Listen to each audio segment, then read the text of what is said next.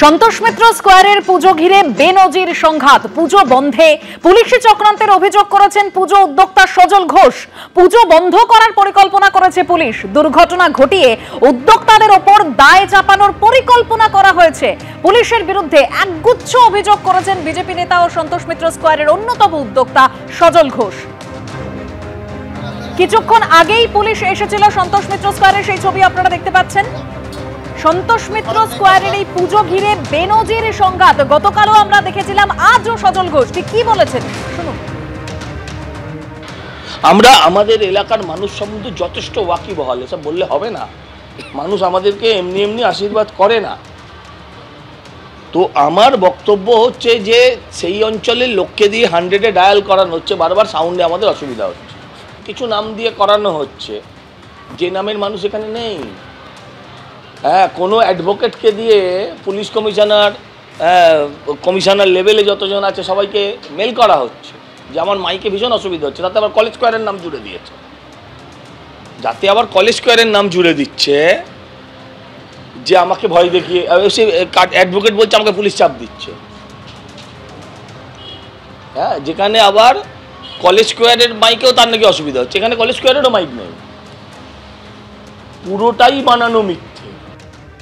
অর্থাৎ আপনারা শুনলেন, আজও একগুচ্ছ অভিযোগ করেছেন পুজো উদ্যোক্তা এবং বিজেপি নেতা সজল ঘোষ। তবে পুলিশও কিছুক্ষণ আগে গিয়েছিলেন, পুলিশের তরফে কি বলা হচ্ছে এই বিষয়ে আমরা জানবো। আমাদের সঙ্গে সরাসরি পার্থপ্রতিম ঘোষ আমাদের প্রতিনিধি রয়েছেন। পার্থ,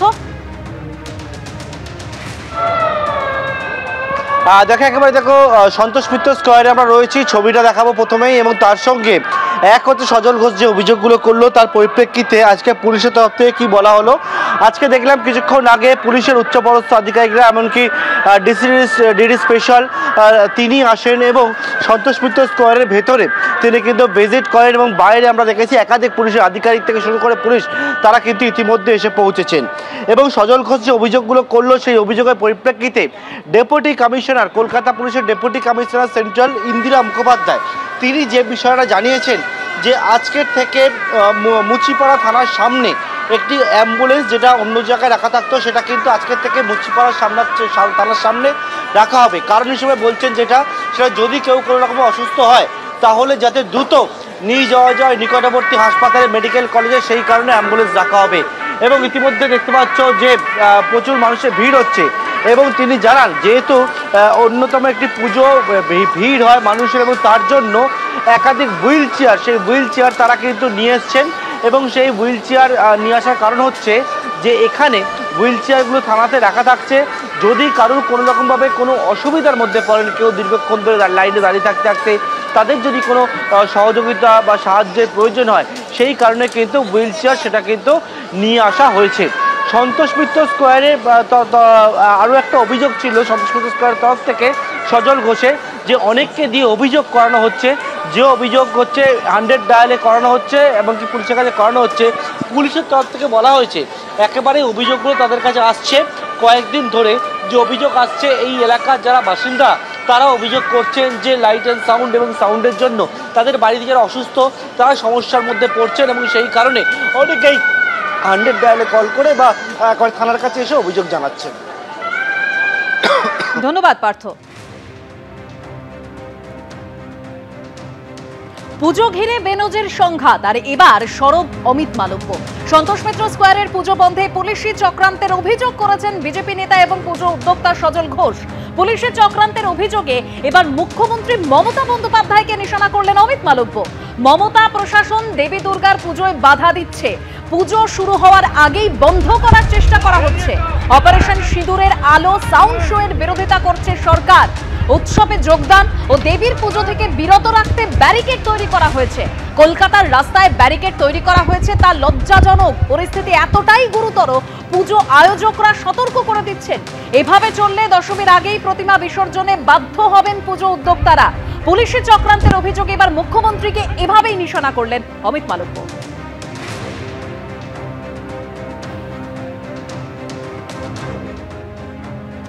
বিজেপির কথার কোনো গুরুত্ব নেই, বাংলার মানুষ গুরুত্ব দেয় না বিজেপির কথায়, তাই জন্য বারে বারে নির্বাচনে মুখ থুবড়ে পড়ে বিজেপি, কটাক্ষ করেছেন তৃণমূলের সোশ্যাল মিডিয়া সেলের ইনচার্জ দেবাংশু ভট্টাচার্য। আচ্ছা, এই অমিত মালব্য একদিকে বলছে মমতা প্রশাসন দুর্গাপুজোয় বাধা দিচ্ছে, আবার এদেরই দলের বাংলার শাখার নেতারা যখন মমতা ব্যানার্জি দুর্গাপুজোর ক্লাবগুলোকে টাকা বাড়িয়ে 1,10,000 করছে তখন, বা গতবার যখন দুর্গাপুজোয় টাকা দিচ্ছে তখন কি আদালতে মামলা করে বলছে না না না সরকার টাকা দিতে পারে না কোনোদিন।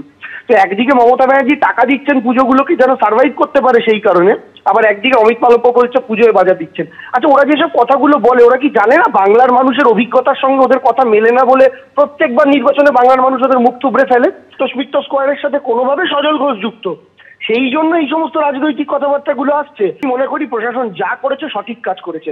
মায়ের আরাধনাতে সরকার আছে, মমতা বন্দ্যোপাধ্যায় মায়ের আরাধনায় আছে, পুজো হবে, তার জন্য অভিশপ্ত মানুষদের মানে ওদের অভিশাপ কাজে না লাগিয়ে শকুনের অভিশাপে গরু মরেনি, কলকাতার জল শুকিয়েছে, পুজোও হবে, সরকার টাকাও দেবে, আরাধনাও হবে, কিন্তু এই সমস্ত রাজনৈতিক কথাবার্তা সাধারণ মানুষ গ্রহণ করবে না। সজল ঘোষ তিনি পুলিশি চক্রান্তের অভিযোগে সরব হয়েছেন, আর পুলিশি চক্রান্তের অভিযোগে মুখ্যমন্ত্রীকে নিশানা করেছেন অমিত মালব্য। আর এ নিয়ে সজল ঘোষ কি বলেছেন শুনুন। গুরুত্ব দেবেন না, গুরুত্ব নেই। না না, এর সঙ্গে ভোটের কি সম্পর্ক? মোহাম্মদ আলী পার্কের পুজো বন্ধ হয়ে গেল কেন, সেটার উত্তর তো দিতে হবে। মোহাম্মদ আলী পার্কের পুজো তো আর বিজেপি করে না। মোহাম্মদ আলী পার্কের আজ খুলতে পারে, আমি চাই খুলে যাক, তারাও কোনো পুজো বন্ধ হোক, এটা আমি কখনোই চাইতে পারবো না। কিন্তু আমার বক্তব্য হচ্ছে মোহাম্মদ আলী পার্ককে তার পুজো বন্ধ করতে হলো কেন? ওটা বনেদি পুজো, দীর্ঘদিনের পুজো, অভিজাত্য পুজো, মানে অভিজাত পুজো একটা। আজ ষষ্ঠী দেবীর বোধন, তাই পুজো মণ্ডপে ভিড় উপচে পড়ছে। দুপুরে ষষ্ঠীর দুপুরে বিভিন্ন পুজো মণ্ডপের ছবি আপনাদের সামনে রেখেছি, যেরকম ত্রিধারা সম্মেলনের ছবি আপনারা দেখছেন। কাতারে কাতারে মানুষ তারা ভিড় জমিয়েছেন, পুজো মণ্ডপ সজ্জা ক্যামেরা বন্দি করছেন। ত্রিধারা সম্মেলনের ছবি আপনাদের সামনে রেখেছি, দক্ষিণ কলকাতার অন্যতম পুজো রয়েছে, এবং বাঘা যতীন তরুণ সংঘ তাদের মণ্ডপ সজ্জা তুলে ধরেছি আপনাদের সামনে।